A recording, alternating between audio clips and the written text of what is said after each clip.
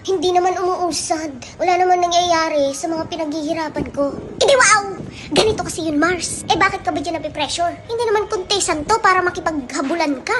Para ma-worry ka na hindi pa umuusad or nag-work. Malay mo, hindi mo pa oras. Masyado kang excited. Sa buhay, paghihirapan mo muna ng bongga bago ka makarating sa tuktok. Walang shortcut, Mars. At hindi ito pa-contest. Take it easy. Take it slowly. Huwag mong isipin ang iba. Kasi nakita mo yung mga videos niya, maraming views. Nakita mo yung page niya, ang bilis niyang makarami ng followers. So ngayon, iniisip mo, bakit ako?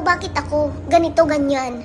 Kasi nga, pinagkukumpara mo yung sarili mo sa iba. Just be happy for them kung mabilis silang naka-reach ng 100,000 followers, million followers, because nakatanda na sa kanila yun. Baka ikaw na yung susunod. Kaya be grateful, be thankful, para mas lalo kang paulanan ng biyaya. Malay mo bukas, ikaw na pala yung susunod. We never know. Kaya stop comparing yourself to others kasi hindi siya nakakatulong. Nakaka-stress. Pag ba ikaw ay tumigil, may mangyayari ba? Wala. Kapag ba ikaw ay tumigil, dadami ang followers mo?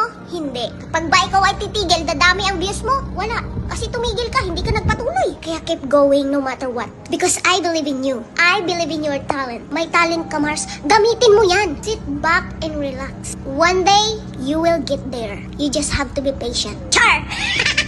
Wala ka sa buhay niyo, mga tipongs.